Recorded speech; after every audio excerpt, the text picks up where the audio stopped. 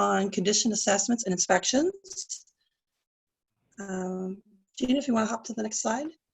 First, a quick housekeeping item. So most of you are actually already on mute. If you're not, feel free to be on mute when you're not speaking. It'll keep the noise level down so everyone can hear everybody really well. And feel free to have your camera on or off. We love to see your faces, but if your connection's unstable or if you're in your pajamas, turning it off could probably help you out. And finally, questions. Please post questions in our chat feature that's found at the bottom, typically the bottom, or at least on the action bar of the Zoom experience. And our speakers may take some pauses for questions during the course of the session as well. And you can unmute yourself and ask them then. And we'll also have a question and answer period at the close of the session. So it's really your call on when you want to ask us some questions, but we really want to hear from you. So hopping over to the next slide. So today's agenda is pretty straightforward. I'm going to introduce our speakers. We're going to then talk about pre-assessments, and then we're going to get into home inspections and historic building condition assessments, and how they're different and the roles that they play in understanding your house's situation and planning for its future. So then we'll do some introductions, if you'll hop to the next slide. So our speakers today are Jonathan Hall and Margaret Gertner. Jonathan's a native Mainer who decided to move out of state to Savannah, Georgia, and to St. Augustine, Florida for far too long. He's a graduate of Savannah College of Art and Design, but his career in historic preservation began prior to that. He worked throughout the Southeast on many award-winning projects with a wide range of design professionals, artists and craftsmen, conservators and preservationists. He's recently returned to Maine and is thrilled to be back in the state and to be able to contribute to the preservation efforts here in Maine. Margaret is a terrific individual, and I'm looking forward to hearing from her today. Since earning her degrees from Parsons School of Design and the University of Pennsylvania, she spent more than 20 years working on a wide range of historic preservation projects. She works with building owners on all phases of preservation work, projects from research to project planning and specification writing, and working in the field with contractors for successful implementation. To date, she's written more than 30 condition assessments for a wide range of historic buildings. So let's hop over to the next slide. And Jonathan's going to start us off with a quick rundown of what happens in a pre-assessment situation.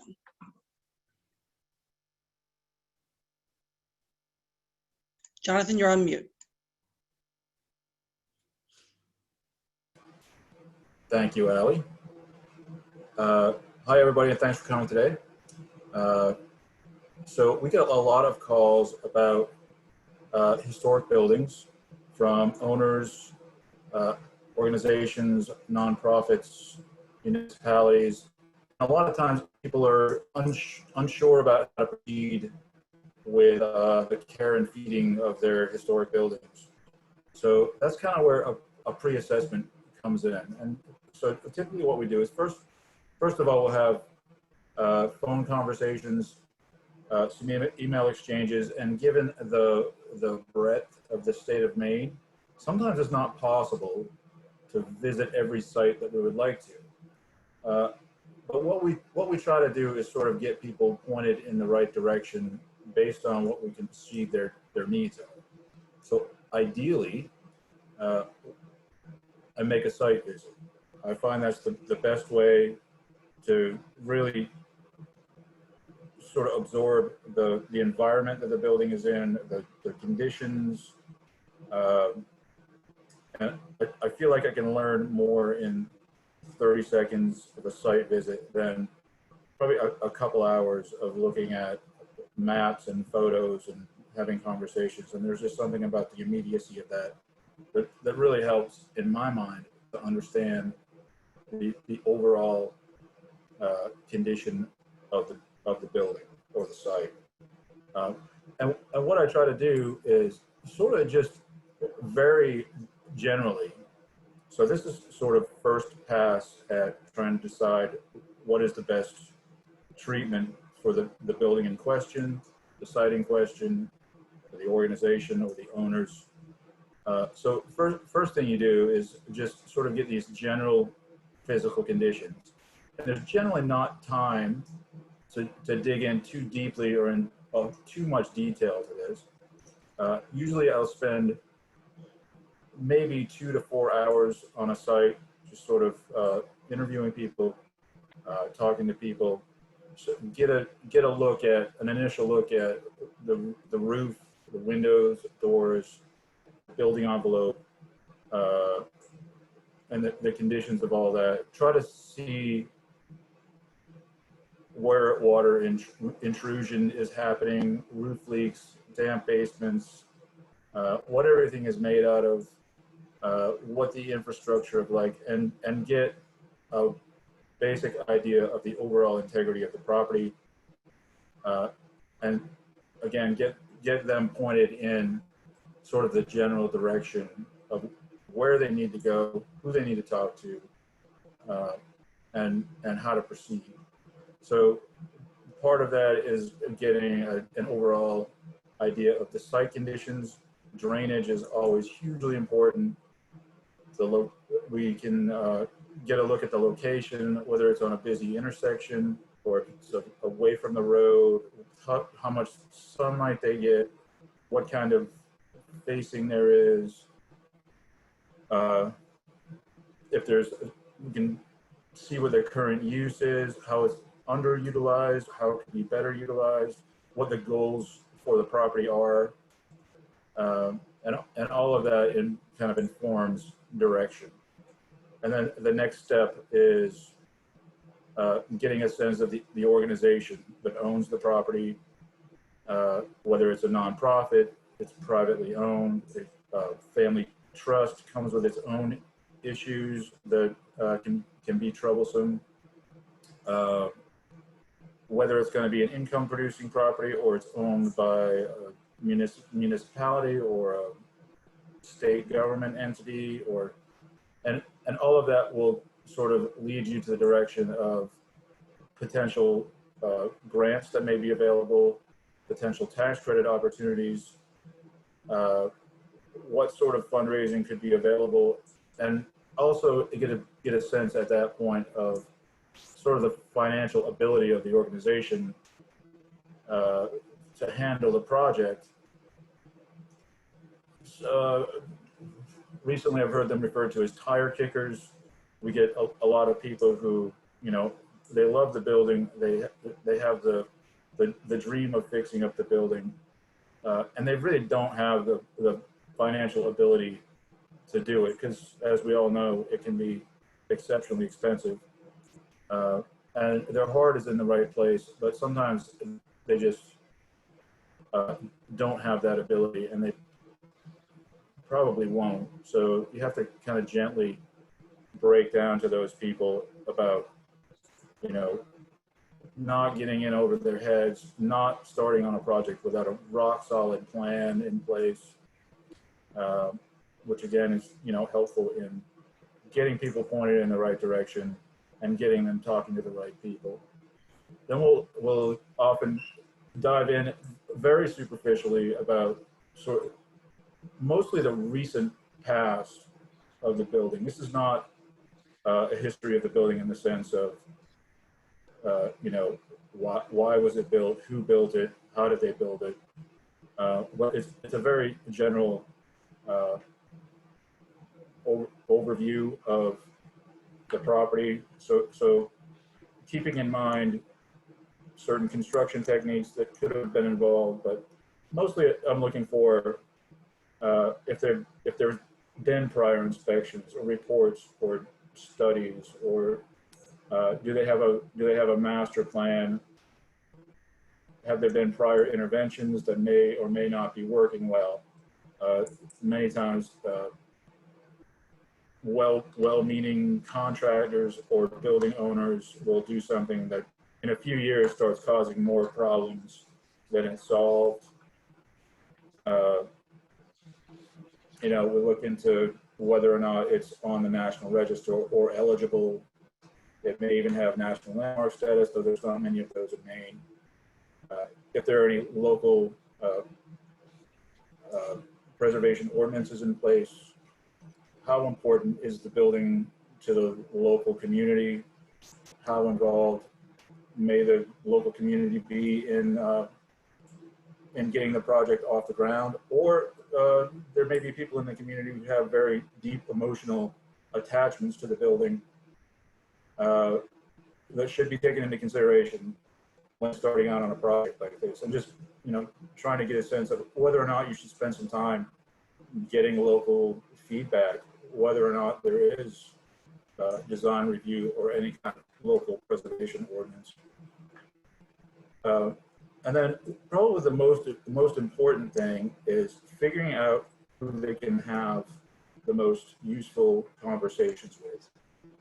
And that could be somebody like Margaret, that could be an engineer, it could be a specific contractor who has a particular skill or affinity with something they're having a problem with. Other people who are facing the same issues that they may learn from or teach.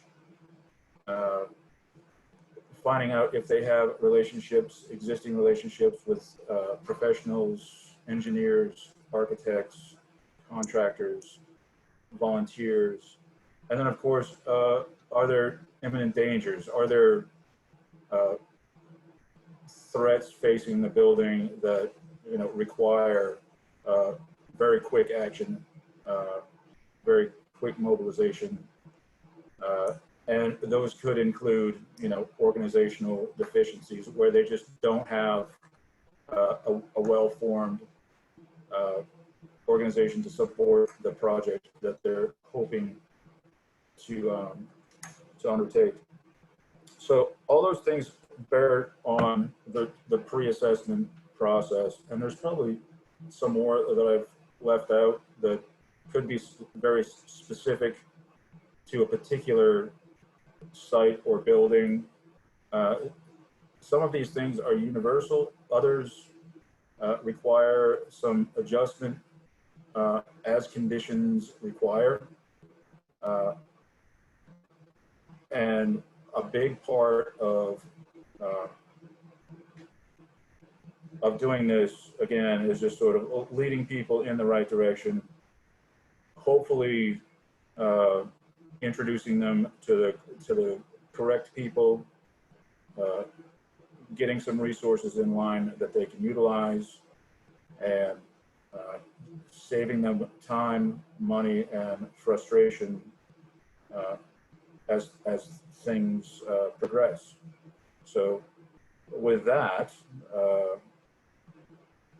oftentimes, I will suggest they contact somebody like Margaret to do a more thorough conditions assessment.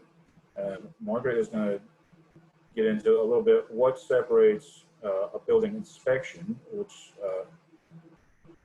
is fairly common, and people will tell me often that they've had a building inspection and they're not quite sure why they need a conditions assessment. And it's kind of a different creature, a different approach. So without further ado, I'm going to pass this over to Margaret, and she's going to explain what she does. She will dig a little deeper in some of these things that I just sort of brushed over. And take it away, Margaret. Good afternoon. I am off mute, so I should be on audio. This is coming through. I can hear you. Okay, great. So thanks for taking the time this afternoon to listen to our presentation. And I do many assessments for historic buildings, condition assessments, and in the next half hour or so, I will walk you through the differences between a home inspection and a historic building or a condition assessment. So the first question is always, well, why are we doing a historic building assessment or a home inspection? And there are reasons to do either or even both. The needs of the client are typically what drives the choice of which study to do. A home inspection is typically done for a potential buyer of a property. It's usually done before that building is purchased, and it helps the buyer understand what the building needs and what amount of work they can anticipate should they decide to purchase this building. It's also a really critical negotiating tool for your realtor, because the seller may think, well, this is my asking price, but if you learn through your inspection process that there's a lot of work that needs to be done, your realtor can then use that to try and negotiate a lower price on your behalf for that building. One critical difference is that a pre-purchase home inspection is typically done without any input from the current building owner. The building owner is not there during the inspection, typically does not provide information or participate in that process. So that's one really large difference. Your home inspector is there on your behalf, looking for problems, but does not get much information from the present owner. A historic building assessment, on the other hand, is typically commissioned by somebody who already owns that historic building. It's much more of a collaborative effort with the owner. The owner, if the owner has specific concerns about the building, then they're there to convey that to the assessor, and say, I'd really like to address this issue, or this is really a concern to me. This problem has been ongoing, I need help. So that collaboration is much more of the process in a historic building assessment. And if you as the owner have specific concerns, then the assessor might advise you to add other professionals to the assessment team. So perhaps an energy auditor could be part of the assessment process. If you were dealing with a barn and the historic framing was really critical, then a timber framer might be added to the team. Perhaps a structural engineer could be part of the team if structural defects were a major concern. And then depending on the level of detail, you might want a conservation lab to look at parts of the building at the materials level. So your assessor will ask you about problems in the building, and this is really helpful to us.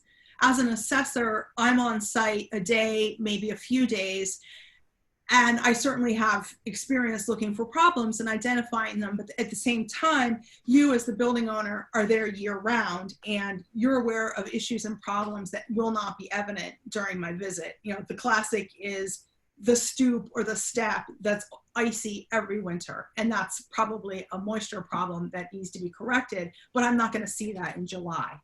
And so your input is really, really a critical part of a building assessment. Next slide. So what is an inspector and what is an assessor? For the purpose of this presentation, I'm going to try and be consistent. The first product is the home inspection, and it's done by an inspector. And the second deliverable that we're discussing is a historic building assessment or a condition assessment that's written by an assessor. And I'm going to try and be consistent. So a building inspector is a profession. They have training and certifications. However, Maine does not require that home inspectors be licensed. So there are credentials, but there is no official licensing program in place in Maine. Your home inspector may have specialties such as home energy performance. Perhaps he comes from a background in the building trades and knows a lot about HVAC systems. She may be a former code enforcement officer and be quite knowledgeable about codes. So within that profession, there certainly are a range of specialties that may be brought to that home inspector's report.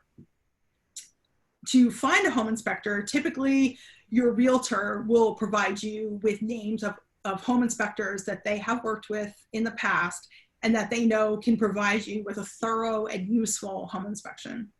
Certainly, when considering your home inspector, you can ask for a sample home inspection report that they've prepared in the past to give you an idea of what level of detail you can expect. A historic building assessor, on the other hand, specializes in historic buildings, construction types, and materials. A home inspector may or may not have that knowledge and background. A historic building specialist should meet the Secretary of the Interior's professional qualification standards. This is spelled out in CFR 36 Part 61. There are certain education and background that we are expected to have to meet those standards. So when you're choosing an assessor, ask them about their professional training, their education, and their experience working with the Secretary of the Interior standards for historic buildings. Ask them, how many buildings have they assessed, and what is their specific experience with historic buildings that are similar to your building, whether it's the age of the building or perhaps the construction type. Do they know a lot about masonry construction? Are they more familiar with wood frame construction?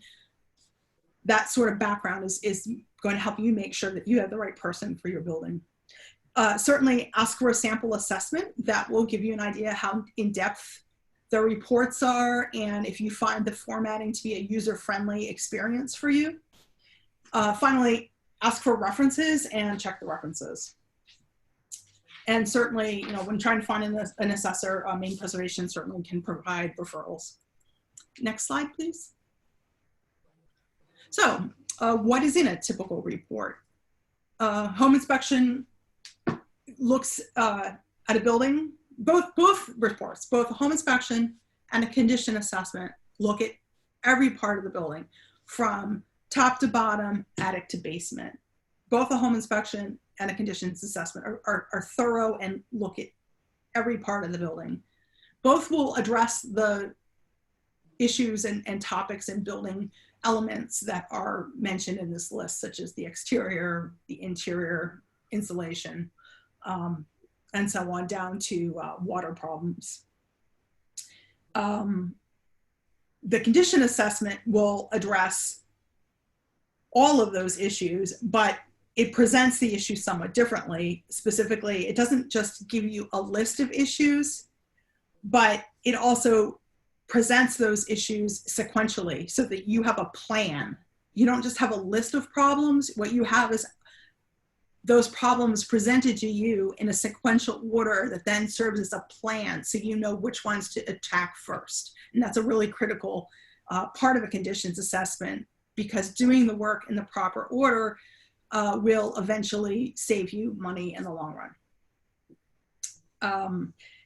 A historic building assessment is written by a professional who has a background in historic buildings, and therefore the recommended treatments and repairs are appropriate for historic building materials. And that's really critical. There's a lot of current practice that is not appropriate for historic materials, and you need to make sure that the person writing your assessment knows the difference. It's also written through a lens of prioritizing repair, not replacement. Historic preservation stresses that replacement is an absolute last resort. Whenever possible, historic materials should be repaired. Another critical difference is a historic building assessment is very much focused on identifying the causes of the problem. In addition to identifying the problems that need to be addressed, your historic building assessment also identifies the source of the deterioration and makes recommendations on correcting the source. For a historic building assessor to recommend a repair without also correcting the source that triggered the damage that required the repair would be really irresponsible. And I think that's a really important extra layer of information that a historic building assessment provides. A word from the legal department. Home inspections and conditions assessments may briefly mention that you possibly have lead paint, asbestos, PVCs, PCBs. That's backwards. However, we cannot provide recommendations, and nor do we absolutely identify them. That is work that is done by specific licensed professionals in the state of Maine. And so if you suspect asbestos, or your assessor or inspector suspects asbestos, they will refer you to a licensed abatement company to confirm that identification and undertake the remediation. We do not deal with those materials. Okay, next slide, please. Margaret, we have a quick question from the audience. Will you also assess well and or septic if they're part of the historic property, or is that a separate? No, actually that's an important difference between the two. Actually, let's go back a slide, is that I would say that generally, like as a general statement, an inspection is much more focused on systems. They look more closely at, say, the capacity of the breaker box, the condition of the breaker box. Does it need to be expanded to support the electrical demands of a current family? Life safety issues, you know, baluster spacing, unsafe railings, that's much more the domain of an inspection. And certainly an inspection could also include well testing and septic assessment if that's something that the owner wants to take on. You can also add on features such as if you're in the city rather than septic, you might want to scope your drain line out to the main. But those are typically not part of a conditions assessment. They're definitely part of an inspection. If, you know, again, possibly as an added service. So yes, that is a good question. I would say, generally speaking, inspectors are much more focused on safety issues. You know, water quality and septic would certainly be part of that than your historic building assessment is. Is that ready to move on then? Yes, thank you. Yep. Next slide. Okay, so let's take a little bit more of an in-depth look at a conditions assessment and why one might want to commission it.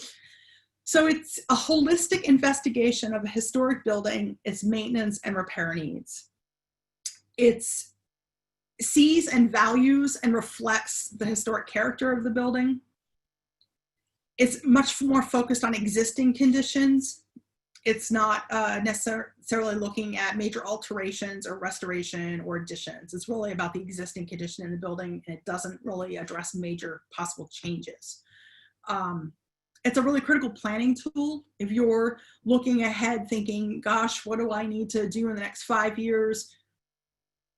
This is the place to start. You know, get a planning tool in place and understand what the goals are. It's also can be a critical budgeting tool. If part of your assessment is to do cost estimates, then you also have a budgeting tool that lets you know how much money you need to be setting aside for a future project, or possibly grant writing if you're a nonprofit organization. So it can be a very critical budgeting tool. And of course, you know, why might you do an assessment? There are different reasons. The first reason would be you really want to understand the needed repairs, and you want to look at it specifically through the lens of a historic building. You know that your building has active problems. Perhaps there are leaks, cracks, plaster, other obvious signs of deterioration, and you want to get advice on how to deal with those appropriately and properly. You might just be overwhelmed by your deferred maintenance. I certainly meet with plenty of museums. There are just so many things going wrong, and they just don't know where to start. It can really be a little bit overwhelming if it's really been let go. So again, because an assessment provides you with a prioritized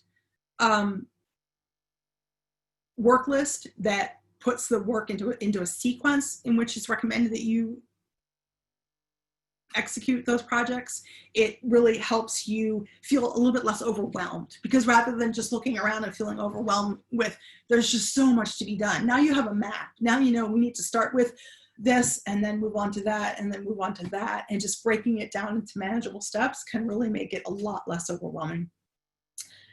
Sometimes it's just helpful to get a fresh set of eyes on the building. It could be that, and we all hit this at home, we've looked at the same problems for so many months or years that we just stopped seeing them. And so sometimes it can really be helpful to get outside eyes to come in and look at your situation and help you see it. It's a critical tool that helps you manage your funds. None of us ever have enough money. So knowing where to start and what order to do the work, make sure that you're not doing work that then has to be redone later. And then in the long term, it actually helps you manage your funds and save money. And finally, if you're a nonprofit or perhaps a municipality, it can help you with fundraising, grant writing, and donor appeals. Being able to tell a potential donor or a grant agency, you know, we did this assessment and we've had outside professionals advise us that we really have to do the following projects, can make your argument much more convincing, and shows that you've really done the due diligence and understand what the priorities are. It makes your appeal look more serious to a potential funder. Sometimes there's a question here about order of magnitude values, which sometimes are called cost estimates and sometimes they're called opinions of probable cost. Sometimes, yes, that's included and sometimes it's not. In a lot of my assessments, when I'm writing them for historic sites and museums, it's presented as work to be done within a year, work to be done within 2 years, and work to be done within 5 years. And when something is 5 or 10 years out, a cost estimate can be less valuable because it will just keep increasing by the time they get to 10 years and it won't be relevant. But certainly, if you want to really have hard numbers for grant writing or fundraising, you can certainly ask your assessor to either provide or work with somebody to provide cost estimates for that work. And that can be certainly helpful with grant applications and approaching donors. Next slide. So what's in the report? Typically, and it's a lot of what Jonathan talked about. We want to look at the background and the history of the project.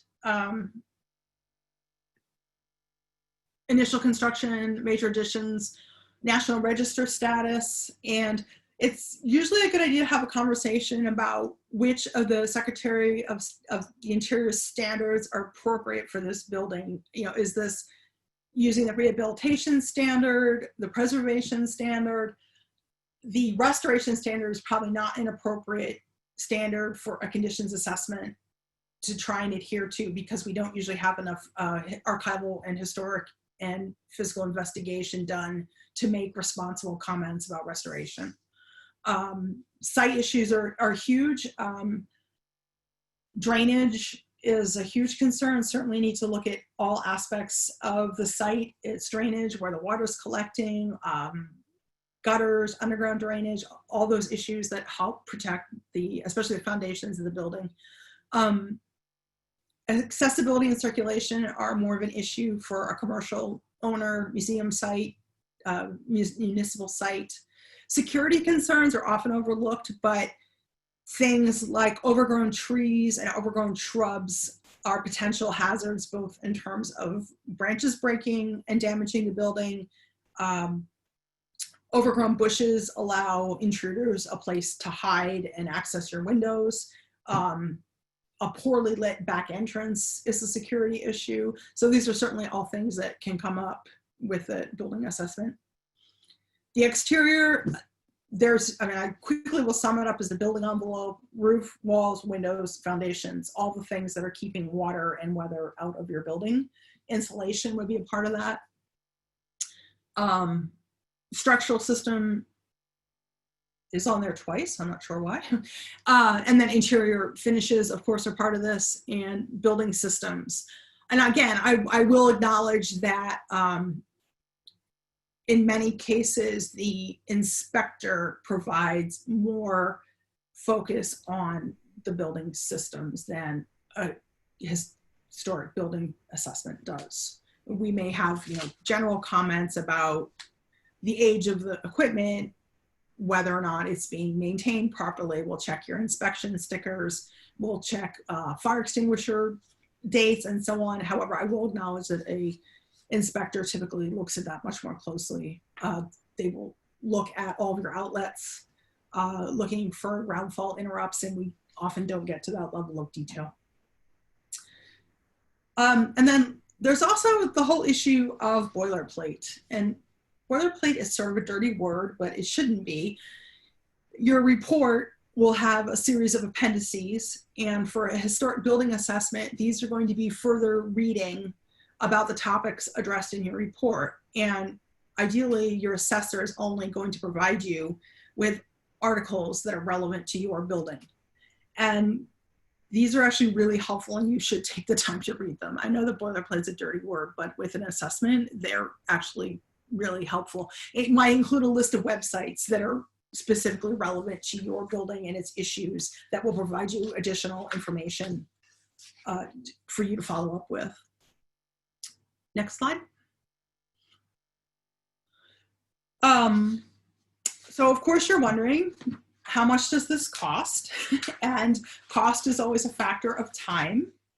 A home inspection typically is 2 hours to maybe half a day on site. That will vary with the size of the structure. The size of the home, of course, will affect how much time the inspector actually spends on site. And then report writing. A basic home inspection runs about $500. Somebody asked earlier about septic and well testing. And so a basic home inspection might be $500, depending upon your location. You might choose to add sewer scoping, well testing, septic testing, or radon testing, or possibly some materials testing. A historic building assessment also varies with the size of the structure. However, even on a small building, I spend at least a day to a day and a half on site, because there's always one day to get through the building, talk to the owner, hear the concerns, and then even if it's just that, go back and write the report. During report writing, issues always come up and you need to go back and take another look. So I would say at least a day to a day and a half for a basic conditions assessment. And the size of the building, the condition of the building, the size of the project team. For instance, again, it's this collaborative approach with the owner. You know, you're talking to the owner and figuring out what it is that the owner's concerned about, what they need to learn through this process. If they know that they might move their archive to the second floor, live loads become an issue and you might want to bring in a structural engineer for this assessment. If you're evaluating historic barn, perhaps you need a timber framer to look at that framing. If you're talking about a change in use, residence is now going to become a house museum, you might want a licensed architect who is familiar with building codes and the chapters for historic buildings to write your code assessment as part of your conditions assessment. You might also want to consider an ADA evaluation. That's another specialty that, while we might look quickly at issues of accessibility, a thorough accessibility study would be better completed by an architect who specializes in that. And then again, cost estimating would be another possible add-on, which we talked about. Other issues that can affect cost are, is it merely a surface level investigation, or do we need to come in and make some openings at some point to look at subsurface conditions? In which case we might want to bring along a qualified restoration carpenter who can remove trim in a way that doesn't damage it and allows it to be reinstalled. Testing of materials is another issue. I've written some assessments that were specifically about exterior envelopes for masonry buildings. And in that case, material sampling and sending that mortar to a lab is part of the assessment, and that adds cost as well.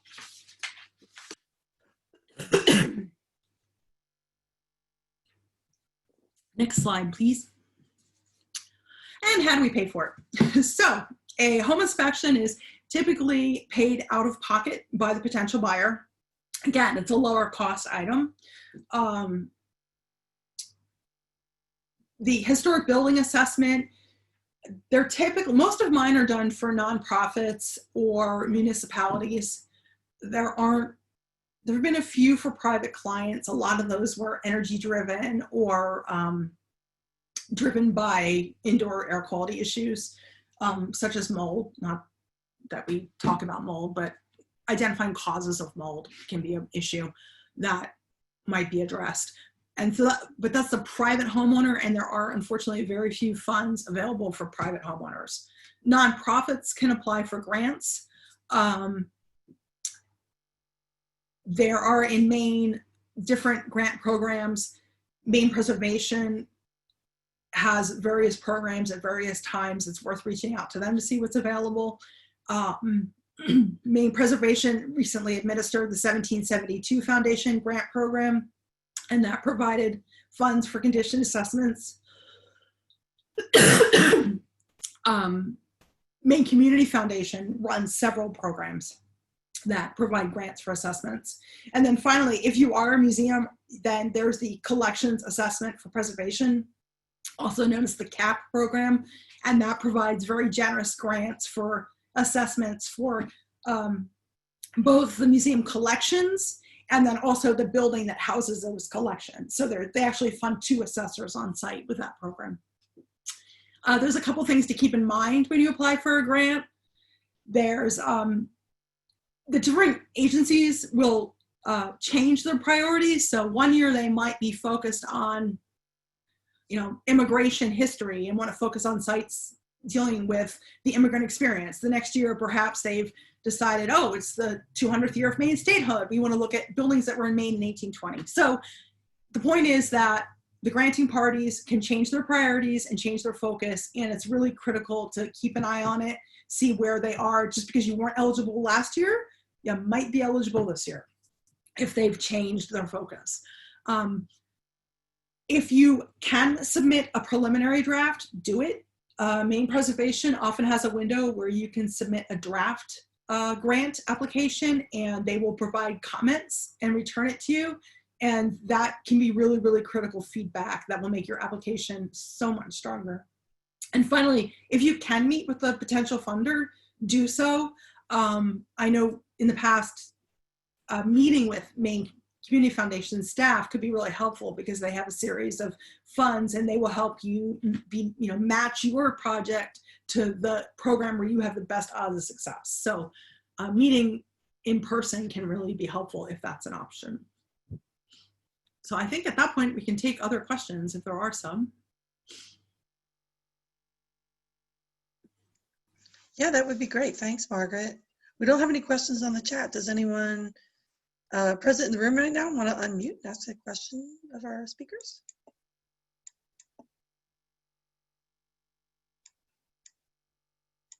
Anyone? All right. You guys killed it. There's no questions. It was so well done. You can go to the next slide, Gina. Yeah, we did cover the questions I think that were in the chat box. That's true. I was just seeing if anyone else had any, but it seems like no. So thank you.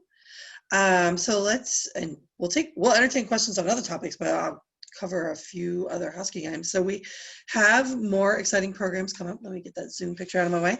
So in 2 weeks, we got Clap for Clabbers in our Rehab Lab series. Same day of the week, same bat time.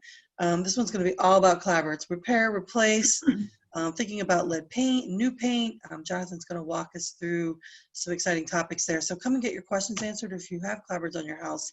This is really going to be the session for you. Ooh, we do have a question. Is there a library or collection of historic building assessments available? On the shelf behind me. I'm just laughing. I was looking at my office, setting this up so it didn't look too messy. There is actually literally a shelf of assessments right behind me. I don't actually know of one. I know with CAP, the conditions assessment program, they won't release them because of confidentiality issues. I don't release mine unless I have specific permission from the owner to do it. And I know, in some, if you're looking at indoor air quality issues, they're probably not going to let you share it for obvious reasons. So, I have a few that I can share because I specifically have the permission from the owner, but I don't actually know of a library of them. It would probably be the grant agencies that fund them that might have samples. Jonathan, do you have any samples? You're on mute. Not immediately available. It seems like you would be able to find some on JSTOR or something like that, but I think you have to have a subscription for that. And I'm thinking maybe some university libraries. Yeah, and also public entities. I know that I have some condition assessments that I've gotten from other states, just by Googling, and cities and towns will occasionally, commission those for their buildings. And so they're a good source of samples because they'll publish them on their website. So if you Google, historic building assessment, you will get, in file type PDF, you will get results. Well, that's a good idea. Yeah. I think Maine Historic Preservation Commission might have some, because when you submit something to that, I think it's just sort of understood it's in the public domain. So they may have some, if they funded something. Or like walking into public library somewhere and pulling them off the shelves and browsing through them. I'm not aware of anything like that. Cool. Great question. Another question, will the slides from this event be available for download? Yes, they will. You will all receive an email with a link to the video of the presentation, as well as digital versions of the materials that we showed today, so that you can use them and reference them in the future. Any other questions? Margaret, I wanted to make a comment that maybe you can comment on. Another difference about the inspection, which you implied, versus an assessment, is usually the inspection is a house that you're not familiar with. You're looking at, should I buy it? So therefore, you have to do things like run the bathtub and do all those things to determine if everything works. An assessment is in a house where someone is familiar with it. Sometimes they don't know all the problems, but oftentimes they're referring to you because of specific problems. So I just wanted to mention that and see, if you wanted to comment on it. Okay. No, I think that's true. Sorry, Margaret. No, no, it's absolutely true. And the inspector will go check every stove burner to make sure the stove actually functions. We certainly don't do that. Okay. Tom Hinkle, did you have a question? If you do, go ahead and unmute yourself so we can hear you. We're going to need you to unmute yourself. We can't hear you speak, actually. Sorry. Find the little microphone icon.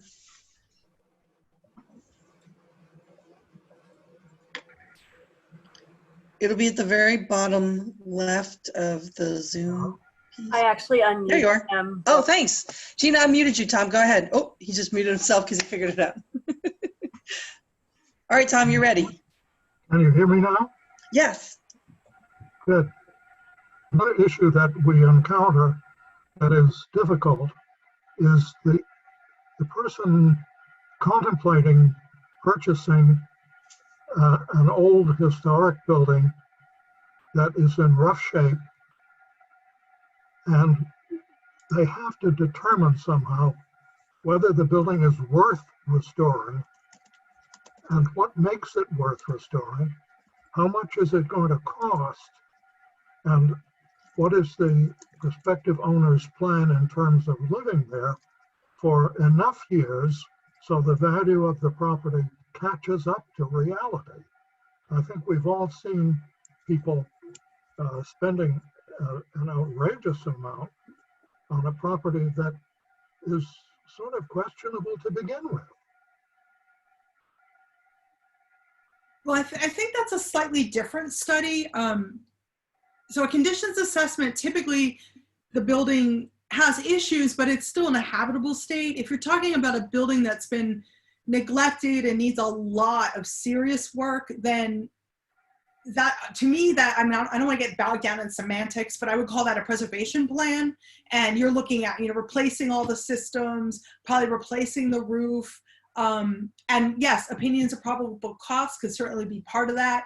The future projection of the value of the property is tough. I mean, that would probably be, then you're talking to a realtor and somebody with understanding of markets. But I did do a preservation plan for the gingerbread house in Norway when they started that process. And that was definitely a building that had been neglected for many years, abandoned, it was vacant. They had relocated it, but we worked with them to come up with a preservation plan that was, complete restoration for the exterior, adding systems and costs so that then again, they could work on their fundraising. But to me, that's a slightly different study. It doesn't mean it certainly is doable. It's just a slightly different study. I would add one thing to the question of site. Get rid of any forsythia. I have seen more damage to buildings done by forsythia. It grows very fast. It gets too close to the building. And oh my goodness, you wouldn't believe some of the rebuilding that I have had to do because of forsythia. Yeah. Thanks, Tom.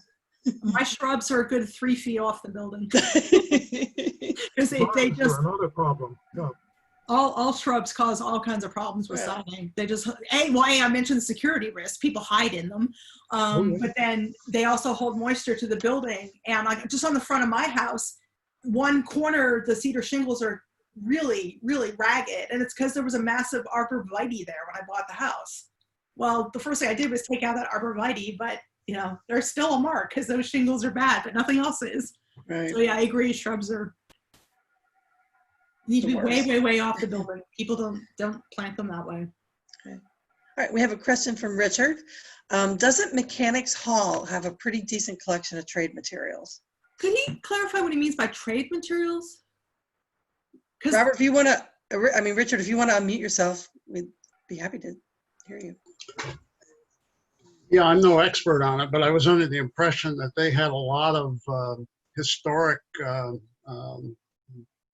books, carpentry manuals, tradesmen's guides, all that kind of stuff from way back. It would have nothing to do with conditions assessments or anything like that, but it would, those kinds of things do give guidance as to how things were done back when these buildings were built. So I will verify that, but I'm pretty sure most of that was actually sold. At one point, they sort of transferred their focus to becoming more of a general reading library rather than a training center, and I'm pretty sure those books were sold. Oh, that would be a shame if that's the case. I could cry. I could, and the Franklin Institute in Philadelphia did the same thing, and I could just cry. But I will verify that. I've worked with them in the past, and I'm pretty sure most of that is no longer there. That's a bummer. Yeah, when he said trade materials, I thought, there was the exhibit recently at Maine Historical, which had a lot of the banners and the advertisements. And there's actually a member of the Mechanics Association who is actively collecting tools that were made by the mechanics, ephemera, bills, and he's a wonderful resource. And his name will come to me as soon as we close out the Zoom presentation. But I don't think that the actual carpenter's guides and so on are there anymore. Okay. Great. Any other questions?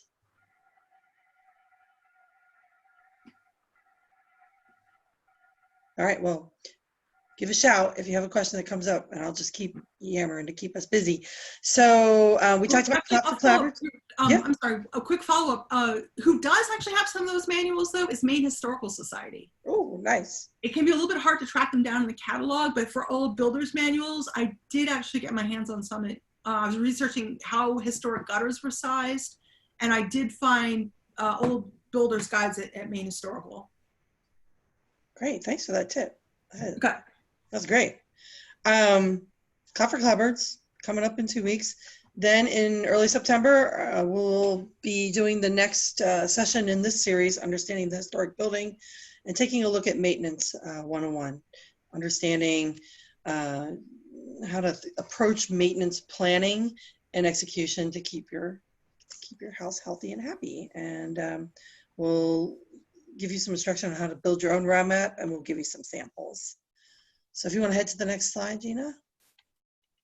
Greg, you want to say anything to our crowd here today? Well, I want to thank everybody for attending. I think we're all finding that, Zoom provides an immediacy and is a little bit easier to attend than some of the other things. So we've been really thrilled. We've had far more than 300 attendees at our recent seminars and webinars. So thank you for your attendance today, and we hope that you will help support our mission going forward. It's obviously a critical year for all of us in all our fields, and we thank you for your interest in what we're doing here at Maine Preservation. Hope you have a good evening, and stay cool.